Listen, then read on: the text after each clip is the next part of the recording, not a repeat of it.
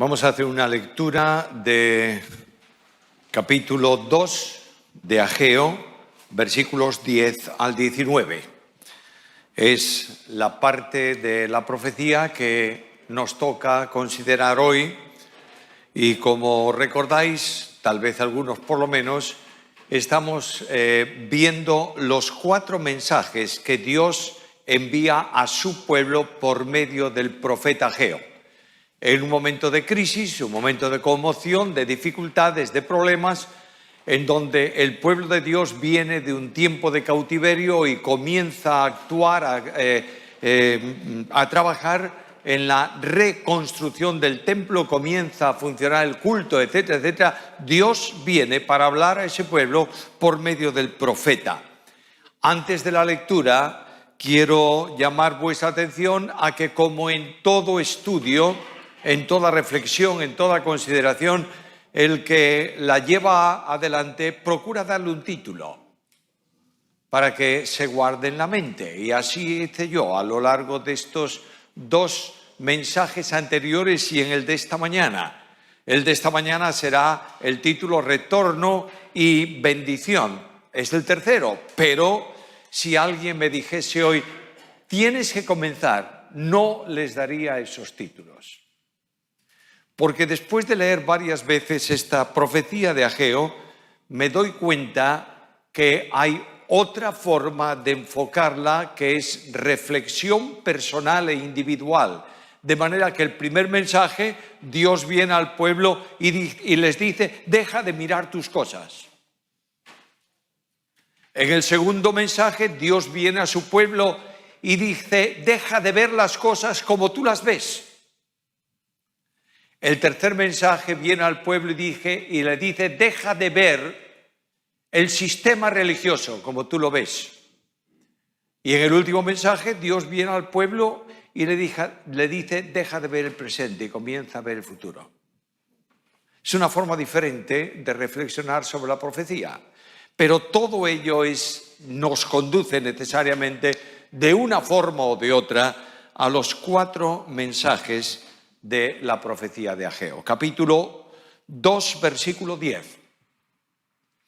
A los 24 días del 9º mes, en el 2º año de Darío, vino palabra de Jehová por medio del profeta Ageo, diciendo, así ha dicho Jehová de los ejércitos. Pregunta ahora a los sacerdotes acerca de la ley, diciendo, si alguno llevare carne santificada en la falda de su ropa y con el vuelo de ella tocare pan o vianda o vino o aceite o cualquier otra comida, ¿será santificada? Y respondieron los sacerdotes y dijeron, no. Y dijo Ageo, si un inmundo a causa de cuerpo muerto tocare alguna de estas cosas, ¿será inmunda? Respondieron los sacerdotes y le dijeron, inmunda será. Y respondió Ageo y dijo, así es este pueblo y esta gente delante de mí, dice Jehová. Y asimismo toda obra de sus manos y todo lo que aquí se ofrecen es inmundo. Ahora pues, meditad en vuestro corazón desde este día en adelante antes que ponga piedra sobre piedra en el templo de Jehová. Antes de que sucediesen estas cosas, venían al montón de 20 efas y había 10. Venían al lagar para sacar 50 cántaros y había 20. Os herí con viento solano, con tizoncillo y con granizo en toda obra de vuestras manos, mas no os convertisteis a mí, dice Jehová. Meditad pues en vuestro corazón desde este día en adelante, desde el día 24 del 9º mes, desde el día que se echó el cimiento del templo de Jehová. Meditad pues en vuestro corazón. ¿No está aún la simiente en el granero? Ni la vid, ni la higuera, ni el granado, ni el árbol de olivo ha florecido todavía. Mas desde este día os bendeciré. Dios está hablando al pueblo. Dije el primer día que Dios frenó al pueblo. Un pueblo que a lo largo de la historia, como dice la carta a los hebreos, la epístola a los hebreos, Dios habló a nuestros padres muchas veces, de muchas maneras, a lo largo del tiempo, por medio de los profetas. ¿Y oyeron?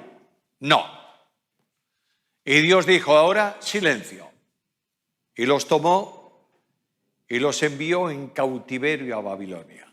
70 años callados. Y después de 70 años regresan a Jerusalén. Y cuando vienen a Jerusalén, ¿vienen para qué? Para oír a Dios. No quieren oírlo, pero Dios va a hablar. Y Dios dice a su pueblo, ahora escuchadme, por medio del profeta quiero deciros unas cuantas cosas.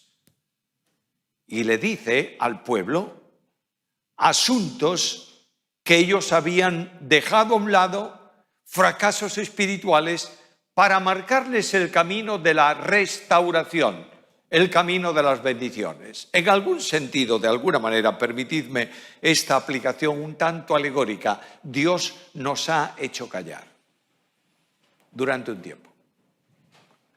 Nos ha tenido en nuestras casas, nos ha clausurado y ahora nos permite volver de nuevo a la reanudación de una manera tal vez diferente, por supuesto, de nuestras actividades, de nuestro culto, de nuestras formas. Y Dios dice, escuchadme bien, por favor. No sois vosotros los que tenéis que hacer, soy yo que quiero deciros lo que debéis hacer. Y ahí Dios le dijo al pueblo, basta de vuestras cosas. En el primer mensaje, dejad las casas artesonadas, lo que para vosotros es lo principal. Y cada uno tenemos nuestra casa artesonada, dejadlas. Porque no se trata de lo que vosotros queréis, sino de lo que yo quiero. En segundo lugar, Dios le dice al pueblo en aquel tiempo, ahora dejad de mirar la obra que estáis haciendo como una tristeza. Y dije en el segundo mensaje de Ageo, cuando lo tuvimos, dije, ¿dónde está nuestro templo lleno de gente? En donde muchas veces no llegaba el servicio de la Santa Cena, donde la gente estaba en pie y los palcos llenos. ¿Dónde está? Y vemos y decimos, qué poca cosa, es que no, ¿quién piensa? Y Dios dice, no es como tú la ves, porque yo soy capaz de llenar de gloria esta casa. Míralo así.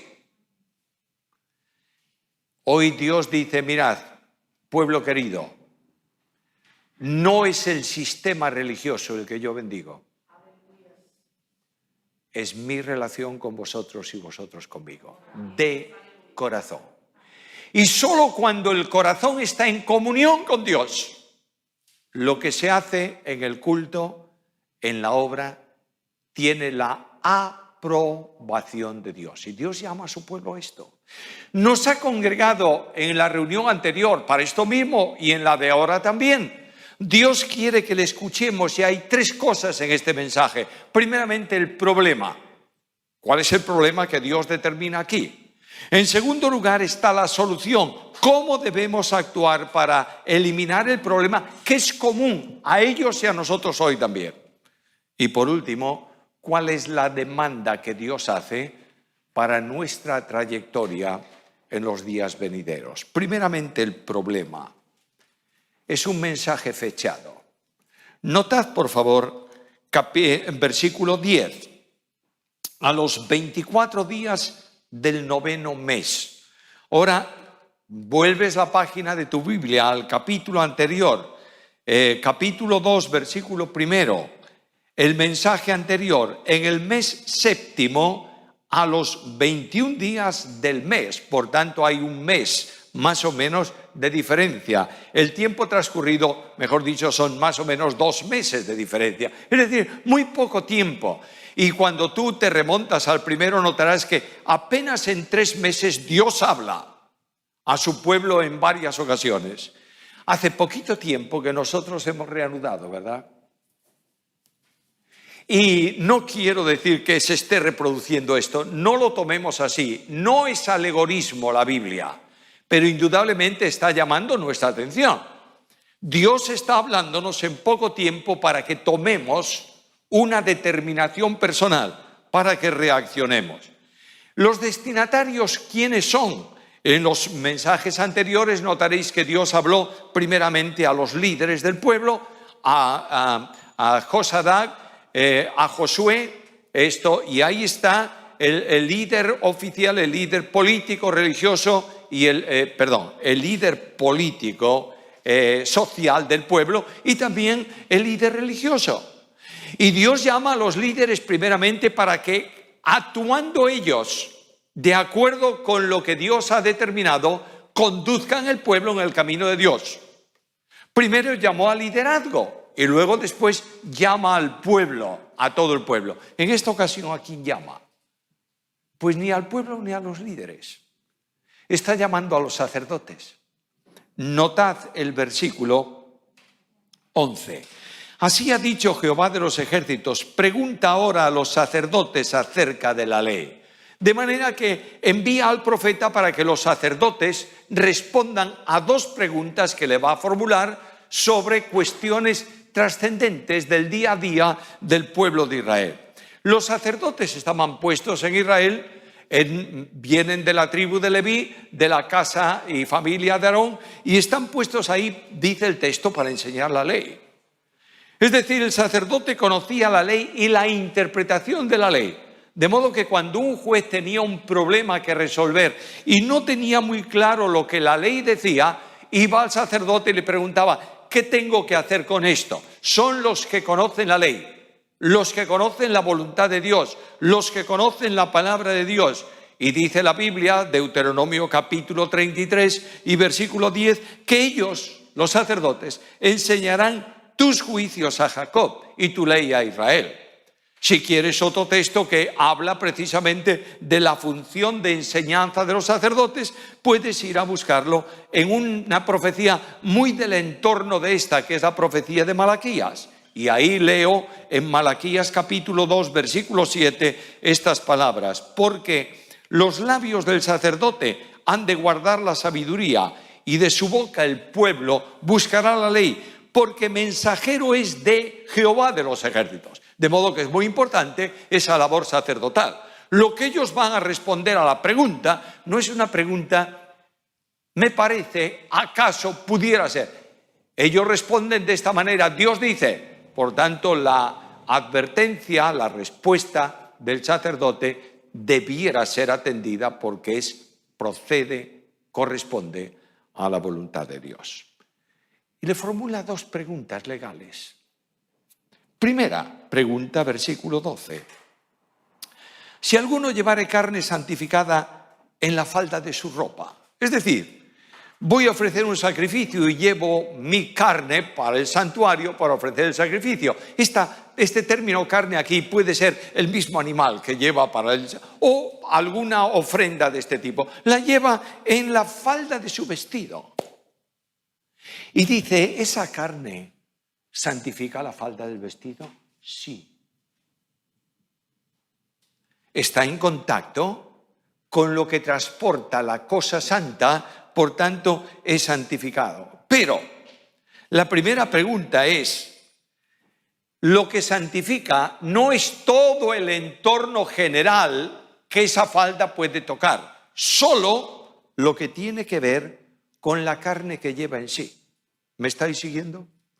Es decir, esa carne, esa acción sacrificial está santificando algo. Pero la santidad no se transmite a otros por práctica religiosa. Es decir, si esta falda toca luego otra cosa, ¿es santa? No, de manera ninguna. No es santa la persona que practica algo que tiene que ver con religión. Es santa la persona que vive en consonancia con la voluntad de Dios. Estoy siendo claro en este asunto. Segunda pregunta, versículo 13. Y dijo Ageo, si un inmundo, es decir, una persona que está corrompida porque ha contravenido la voluntad de Dios, ha tocado muerto, ha tocado carne inmunda, etcétera, etcétera. Si una persona que ha tocado alguna cosa de estas toca esa falda que lleva la carne, ¿esto corrompe? Sí, Señor. Y lo que está diciendo aquí es que la falta de santidad tiene poder contaminante contra todo asunto que aparentemente tenga piedad.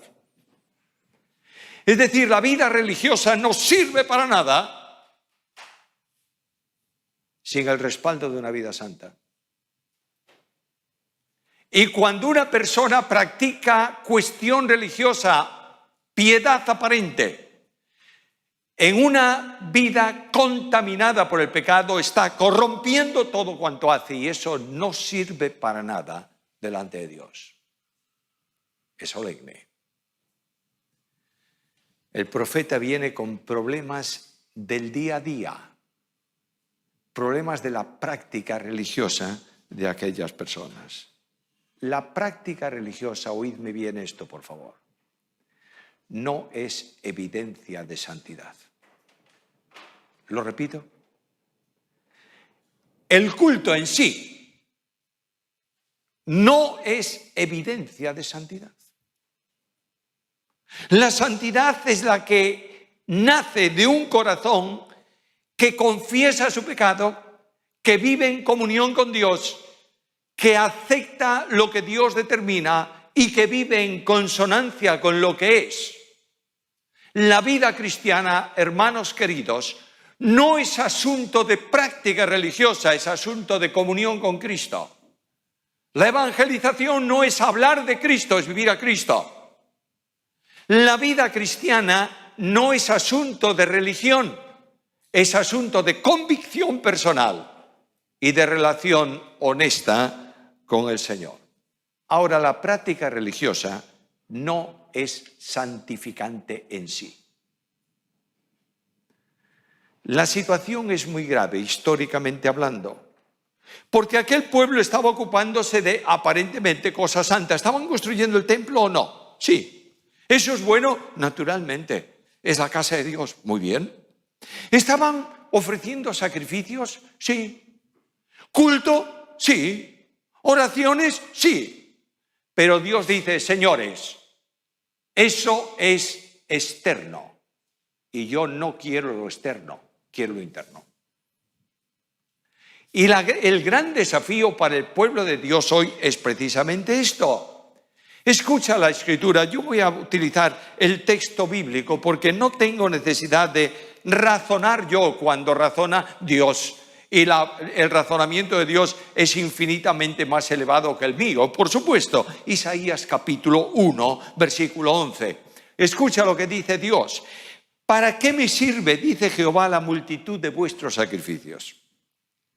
Hastiado estoy de holocaustos de carneros y de sebo de animales gordos. No quiero sangre de bueyes, ni de ovejas, ni de machos cabríos. ¿Quién demanda esto de vuestras manos cuando venís a presentaros delante de mí para hollar mis atrios? Es decir, venís al culto simplemente pisando el sitio, nada más. No me traigáis más vana ofrenda, el incienso me es abominación.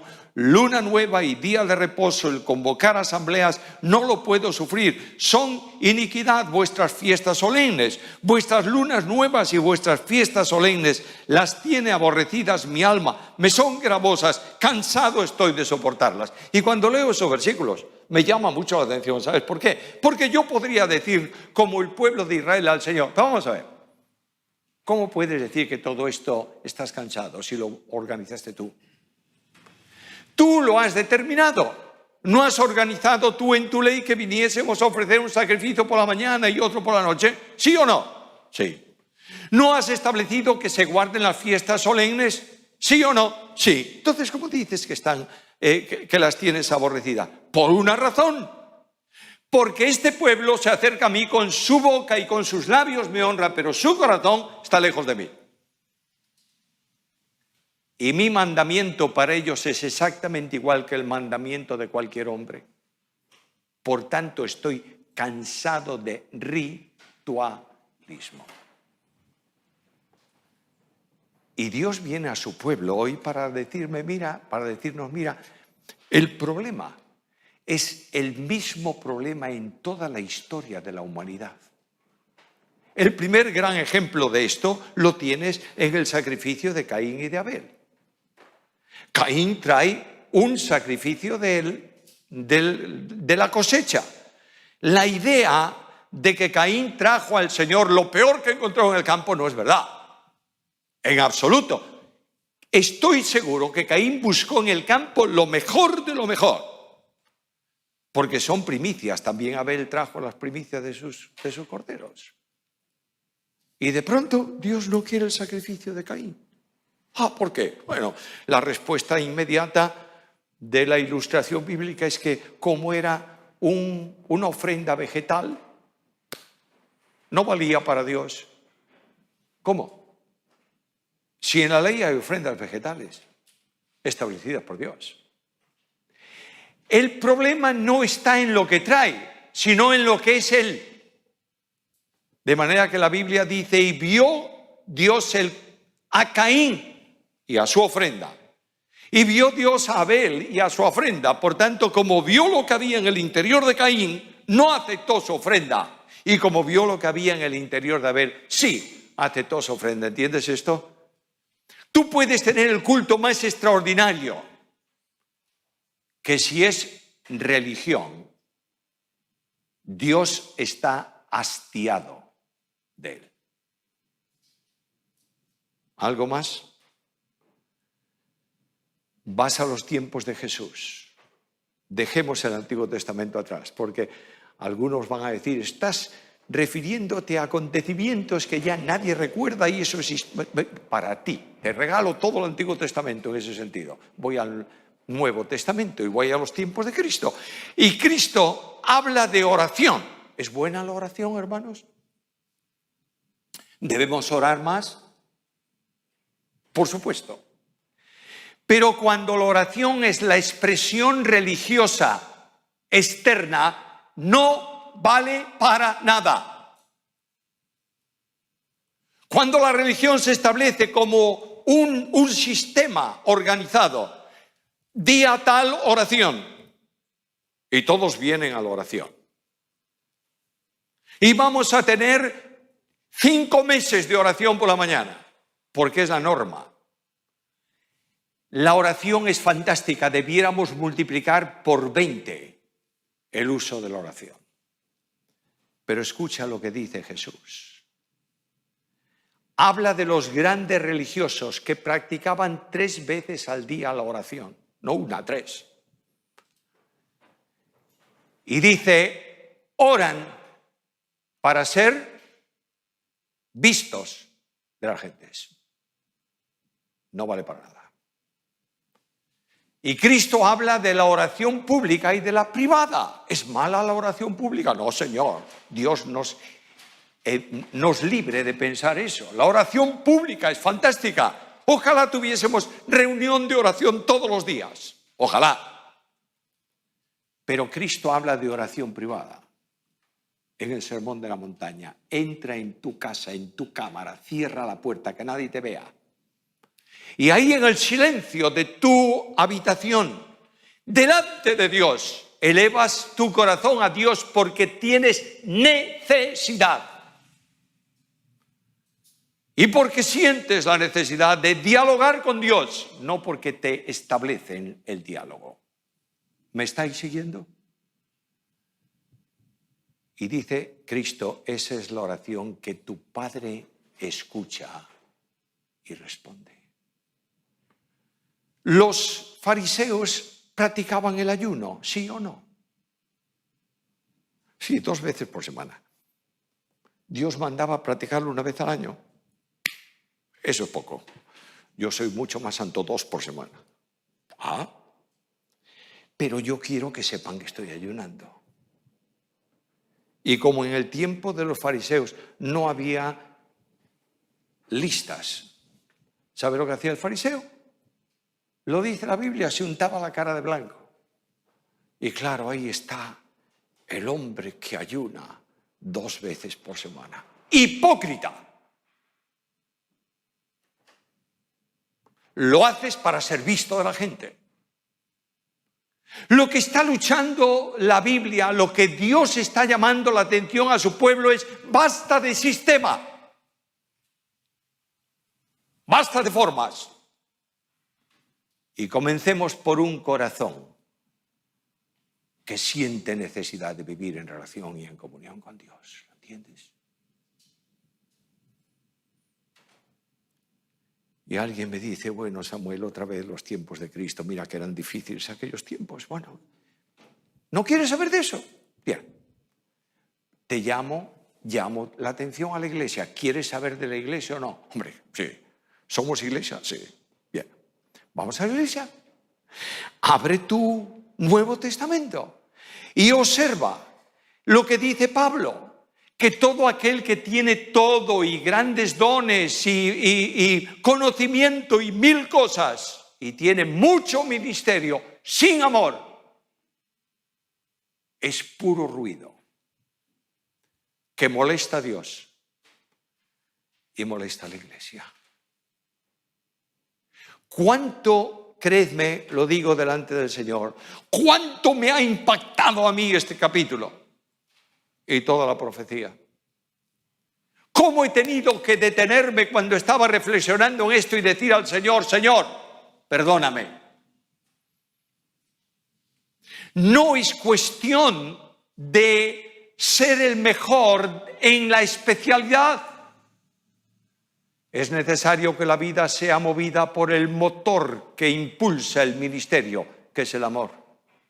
El amor de Dios derramado en nuestros corazones por el Espíritu Santo. Mirad, queridos hermanos, si ese amor moviera el ministerio, habría muchos más siervos que jefes. ¿Me estáis entendiendo lo que quiero decir? Es enormemente fácil mandar. Es enormemente difícil servir. Y el pueblo de Dios necesita servidores, no jefes, que conduzcan a las personas a Cristo con su ejemplo de amor personal. ¿Quieres otro ejemplo? En la carta a los Corintios, capítulo 5, hay una iglesia que tiene un perverso dentro de ella que ha cometido un pecado gravísimo y la gente dice: bueno, lo importante es la reunión del domingo, eso sí que es importante. Nos reunimos todos, vivimos ahí un ambiente fantástico, eso es importante. Y Pablo dice: echad de vosotros a ese impío. ¿Para qué, Pablo? Para que el culto vuestro pueda funcionar sin contaminación. Santidad. Mira lo que dice sobre la alabanza. Alguien me va a decir: Samuel, estás tocando temas muy candentes y van a pensar que tú tienes algo en contra de la oración. Dios me libre. Y contra de la alabanza. Líbreme Dios de tal cosa. Pero lo que no podemos es pensar que la alabanza es una actividad de la iglesia. No es una actividad, es una actitud. ¿Me sigues? Cristo dijo: para que los hombres vean vuestras buenas obras y ¿qué? Y glorifiquen a vuestra alabanza. Cuando tú cambias actitud por actividad, tienes un problema muy serio. Y lo que el Señor está diciendo en cuanto, o lo que el Señor dice en cuanto a la alabanza es: ten mucho cuidado, iglesia, de no confundir actitud con actividad. La oración sin relación no es oración. Y el apóstol Pedro habla al matrimonio y le dice: si tú no amas y respetas a tu esposa, tus oraciones están estorbadas. La evangelización sin testimonio no es evangelización. ¿Por qué? Porque cuando Cristo establece la evangelización, no habla tanto de proclamar un mensaje. No habla tanto de hacer cosas y llegar y alcanzar personas. Escucha lo que dice en Hechos capítulo 1, versículo 8 en adelante. Recibiréis poder cuando venga sobre vosotros el Espíritu Santo y entonces, ¿qué? ¿Predicaréis el Evangelio? No. Me seréis testigos. Aquellos creyentes de la Iglesia Apostólica vivían una relación con Cristo de tal dimensión que tenían favor para todo el pueblo. El pueblo estaba entusiasmado de ver a personas que hablaban de un Cristo que vivían. ¿Me entiendes esto? El servicio sin humildad es orgullo. Y Pablo dice en Romanos capítulo 12, versículo 3, ninguno tenga más alto concepto de sí que el que debe tener. Qué fácil es tener más alto concepto. No quiere decir que tú te consideres como el paria de la vida. A veces somos el péndulo. O somos los más grandes y queremos que todos se inclinen delante de nosotros, o somos los más perdidos y trágicas personas. Yo no sé cómo puede el Señor aguantarme si soy... Para un momento. Tú tienes que tener un concepto claro de lo que eres. ¿Eres hijo de Dios o no? ¿Has sido redimido por la sangre de Cristo o no? ¿Eres heredero con Cristo de todo o no? ¿Estás con Cristo en lugares celestiales o no? Sí. Por tanto, no eres cualquier cosa, ¿eh? No eres un paria de la vida, pero no eres un Diótrefes que quieres enseñorearte de la iglesia. ¿Me entiendes esto? La iglesia de Cristo está sobrada de grandes y necesita siervos. ¿Algo más? Toda forma espiritual sin espíritu es pecado, porque es carne. Cuando tú haces un culto matemáticamente medido, temáticamente correcto y numerosamente hablando bien asistido, si no está siendo movido por el Espíritu de Dios, no es culto. Por eso la Biblia dice algo muy serio. Andad en el Espíritu. Oh, Señor mío. El Espíritu Santo es el gran desconocido de la iglesia hoy. Algunos consideran el Espíritu Santo como el criado del pastor, para que haga lo que el pastor dice. Otros creen que el Espíritu Santo es simplemente una definición dogmática, que habla teológicamente de lo que es el Espíritu Santo. Ni una cosa ni la otra valen. Un Espíritu Santo teológico que no actúa en la vida no es el Espíritu Santo. Esta es la gran necesidad. Notad el mensaje. Dios viene al encuentro del pueblo para decirle basta. Y le plantea la solución. Versículo 15. Ahora pues, meditad en vuestro corazón. Versículo 18. Meditad en vuestro corazón. Versículo 18 al final. Meditad pues en vuestro corazón. Dios insiste. Haz un alto y reflexiona. Meditar es poner de nuevo en la mente algo y razonar sobre él. Sabéis que de ahí viene también otra raíz de otro verbo que es rumiar. ¿Sabéis lo que es rumiar? ¿Lo visteis alguna vez? Bueno, hoy en día los urbanitas no ven las vacas, ¿verdad? Qué mal. Pero cuando yo era pequeño sí que las veía. Muy bien. Y la vaca la llevas al campo. ¿Y la vaca come hierba o no? Y la come con toda delicadeza, ¿verdad? Y dice, vamos a masticarla bien, 36 bocados, 36 bocados para masticar bien. Y ahora, ¿qué va? La vaca se come toda cuanto hierba puede a toda velocidad. Y ahora ya pasó el día y la vaca la llevan a dormir a su cuadra. Y ahí dentro de la cuadra, ¿qué hace la vaca? Saca la hierba que comió, la vuelve a pasar por la boca, la vuelve a masticar y la envía al estómago de la digestión. Dios está diciéndote a ti y a mí esta mañana esto.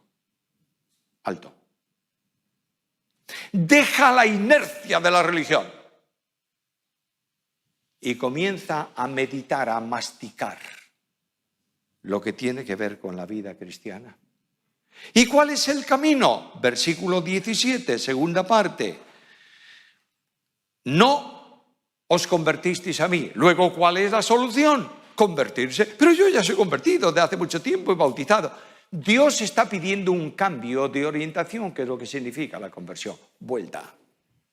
Vas en una dirección religiosa y Dios dice, vuélvete a mí. Vas en un pensamiento de reflexión sobre lo que tienes que hacer y piensas que tú eres el que puedes hacer la obra de Dios. Nadie puede hacer la obra de Dios más que Dios. Y Dios dice a su pueblo, ¿tú quieres ser bendecido? ¿Quieres? Vuélvete a mí. Por último, el apóstol Pablo nos da una pauta. Porque Dios está llamando a una vida de santidad.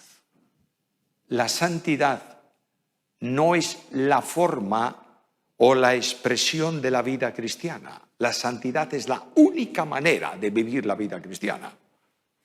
Porque Cristo dice a los suyos, a ti y a mí, sed santos, ¿por qué? Porque yo soy. No dice Cristo, sed santos, ¿cómo? Yo soy santo, sería imitarlo, yo no puedo.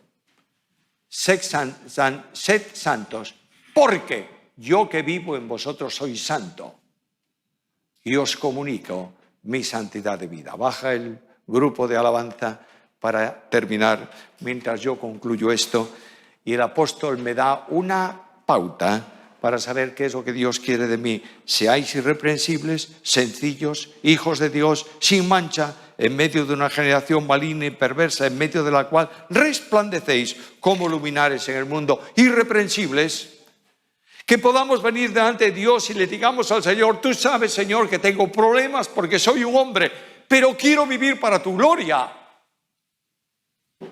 Honestos, sin doblez, sencillos, limpios, sin mancha que no haya sido confesada, luminosos, brillando en el mundo en tinieblas con la luz de Cristo, asidos de la palabra, gozosos, porque la vida cristiana es gozo. Un creyente triste es un triste creyente. Necesitamos el gozo de Dios. No consiste en caras largas. Cristo asistía a una fiesta, Cristo se sentaba con los publicanos, Cristo participaba de una buena comida, Cristo bebía, pero era santo. Este es el gran secreto del pasaje y del capítulo y de lo que Dios pone delante de nosotros. La demanda es esta, medita. Y yo quiero pedirte que ahora al final de este culto medites. Comiences a preguntarte a ti mismo, Señor Jesús, ¿qué debo hacer? Y el Dios de la Biblia te dice, limpia, renueva, transforma tu vida. Cuando se electrificaron los faros de costa, antes los faros de costa no tenían electricidad, gas o lo que fuese, yo no sé exactamente lo que era, pero ahí se encendía por la noche, bueno, y de pronto pusieron electricidad, lámparas y qué bueno. Pero aquellos que instalaron los primeros faros, la primera electricidad en los faros, tenían una idea extraña. Cuanto más gordo el cable, mejor va. Luego le ponían un mazo de cobre, de hilos de cobre trenzados. ¡Ay, qué bueno! Una noche, un día, una noche, el faro se enciende de noche. Una noche, el auxiliar del farero, un joven que habían mandado para que practicase porque iba a quedarse, el viejito se jubilaba, se iba, dio al interruptor, miró, no hay luz. Otra vez, escaleras arriba a ver la lámpara, bajar de nuevo, y el viejito le dijo, ¿qué haces? Subiendo y bajando. Y el chico le dijo, bueno, es que no hay luz y estoy viendo por qué. Y el farero le dijo, baja a los contactos. desemborna los contactos, saca el cable, limpia el cable y ponlo de nuevo. Aquel cable gordo de cobre con el salitre del mar generaba óxido e impedía el paso de la corriente. Y aquel muchacho limpió esos cables, los puso de nuevo, apretó los bornes, dio al interruptor. La bombilla funcionaba. Dios te dice, reflexiona, no está arriba, no está en tu sistema, está en ti. Limpia y serás bendecido. Yo voy a orar pidiendo que el Espíritu Santo de Dios toque mi vida primero y la vuestra también, y que haya una renovación espiritual de la Iglesia unida. Yo quiero ver una iglesia victoriosa, poderosa, triunfante en la ciudad, pero solo funcionará cuando pongamos a un lado nuestro sistema, nuestros gustos, y avancemos solamente en aquello que Dios quiere para nosotros. Padre querido, clamo a ti esta mañana, Señor, pidiéndote primeramente por mi vida personal. Quiero dejar todo aquello que es mío para aceptar solo lo que es tuyo. Y pido por la vida de mis hermanos presentes aquí esta mañana. Oh Señor Dios de gracia, que tu Espíritu toque profunda, potente, poderosamente nuestros corazones y nos haga entender que religión sin comunión contigo es hipocresía que no será bendecida. Necesitamos sentir tu bendición, tu cuidado y tu gracia. Padre de misericordia, sé propicio a tu pueblo conforme a tus riquezas de gracia en Cristo Jesús. Despídenos con tu bendición, llévanos a nuestras casas, cuida de nosotros en esta semana. Clamamos para que el virus no afecte a nadie de tu pueblo. Ayúdanos a ser cuidadosos y a obedecer nuestras autoridades. Gracias por lo que tú eres para nosotros. Gracias, Señor, por Cristo Jesús. Amén.